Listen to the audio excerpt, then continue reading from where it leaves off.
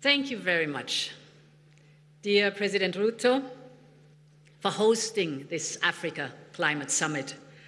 And thank you very much for your leadership on climate action ever since you took office.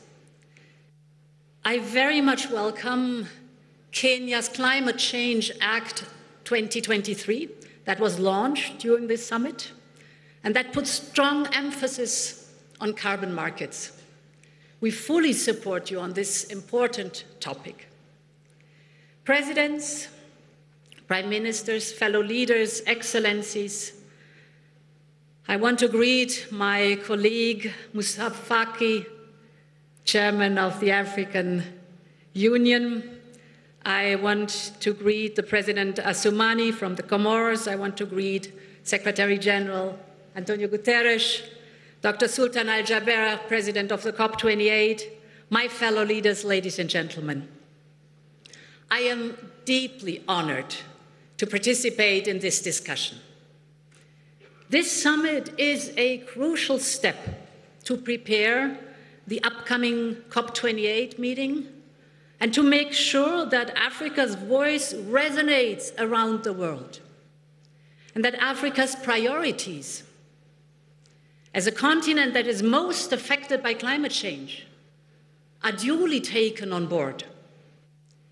Today, I'm here not only to listen to you, but also to bring Europe's offer to be your ally at COP28 and to work together on all issues on the agenda.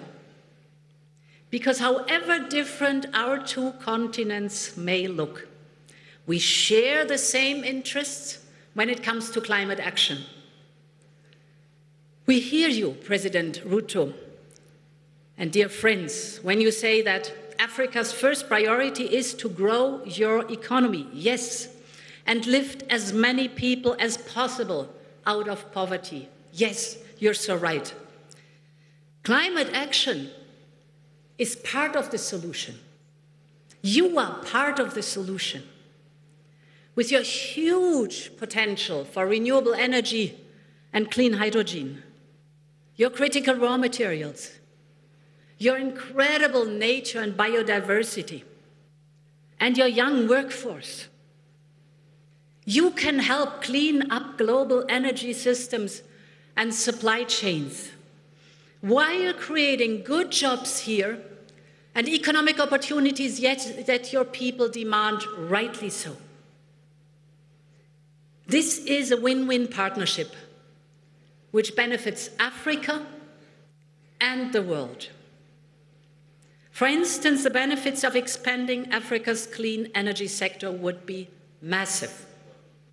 By speeding up the transition to solar and wind power, energy sector jobs in Africa could double in a few years. And Africa could produce enough clean energy not only to power up your continent, but also to export abroad. Climate action can be one of the main drivers of Africa's growth. But for this, Africa needs massive investment. And Europe wants to be your partner, in closing this investment gap. First of all, we fully support the need for multilateral development bank reform. It is time to move from words to action, absolutely. Secondly, investment has to come. And this is why 150 billion euro in our investment plan are designated for Africa. We call it Global Gateway. They are aimed at the African continent. Global Gateway supports investments ranging from hydropower plants in the DRC, Burundi, Rwanda, and Tanzania, to the 1 billion euro initiative on climate adaptation and resilience in Africa, which we announced at COP27. And Global Gateway is unique in the global investment landscape. We're not only interested in extracting resources. We want to partner with you to create local value chains, to create good jobs here in Africa. We want to share European technology with you. We want to invest in skills for local workers. This is crucial for the young people, because the stronger you are as suppliers, the more Europe will diversify supply chains towards Africa, and the more we both will de-risk our economies. It's a clear win-win. Namibia, for instance, is now building a new hydrogen industry, as well as rare materials value chains in partnership with Europe. And later this morning, President Ruto and I will conclude a new hydrogen partnership between Kenya and the European Union, with the objective to further develop the green hydrogen economy and with the full support of Team Europe. This is good news for Africa and for Europe alike. So we should work very closely as partner. Yet, public money from major economies, however crucial, is not enough. And this is why we need to bring the conversation on climate financing to the global stage at COP28. Let me briefly share 3 specific points that will be discussed here in Nairobi to pave the way towards COP28. First, on attracting private investment to Africa. Second, on carbon pricing and carbon credits. And third, on setting global targets for the energy transition. On the first point, the green transition will require an unprecedented scale of private investment. Public finance will not suffice. This is true for Europe, but it is also true for emerging market and developing economies. Private capital will need to be mobilized at scale. And here, green bonds are widely recognized as providing part of the solution. This is why we just put forward a new proposal to attract private investment. It's called Global Green Bonds Initiative. We know that emerging economies can face hurdles to access capital markets, but we can change that together. Europe has the biggest and most advanced green bond market in the world, so we are ready to share our expertise with your teams on how to develop your own green bond markets, and at the same time, we will push on the investor side. Together with the European Investment Bank and our member states, we are allocating €1 billion to de-risk private investments in emerging markets. This could help to attract up to €20 billion in sustainable investment.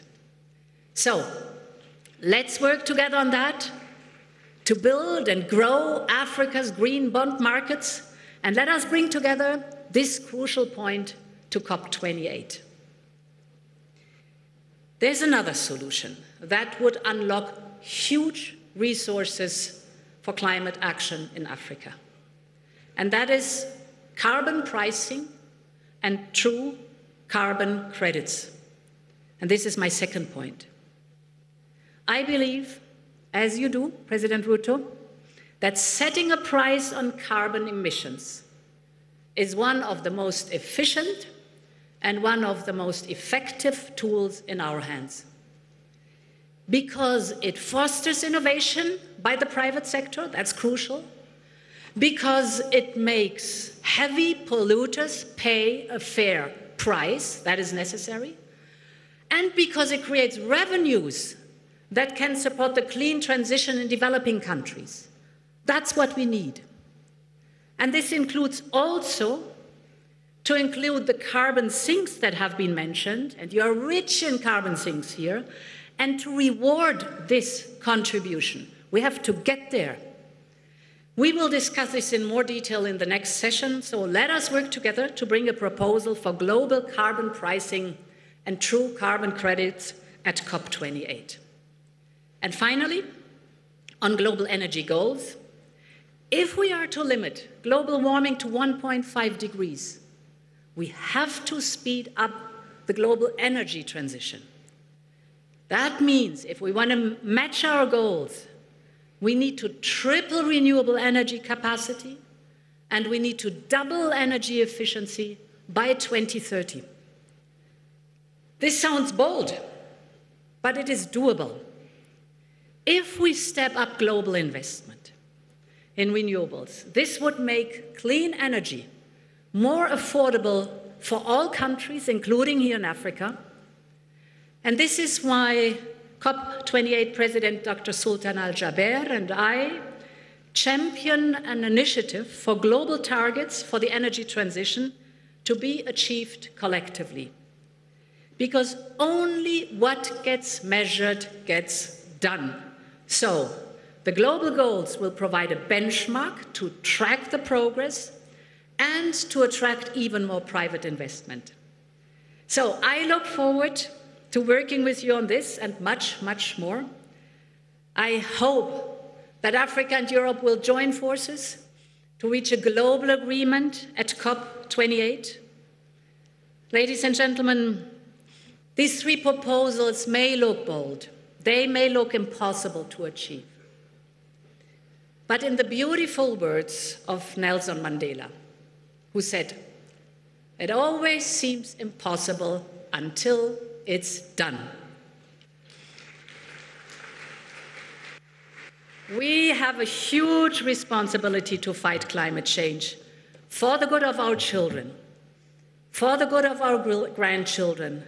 And I wrote down these beautiful words of the African youth yesterday. Our countries are burning and drowning.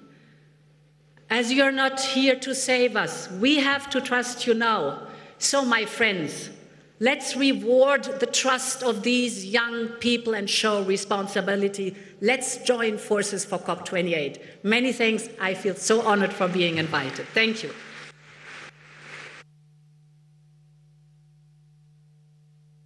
Thank you very much, Your Excellency. Excellencies, then I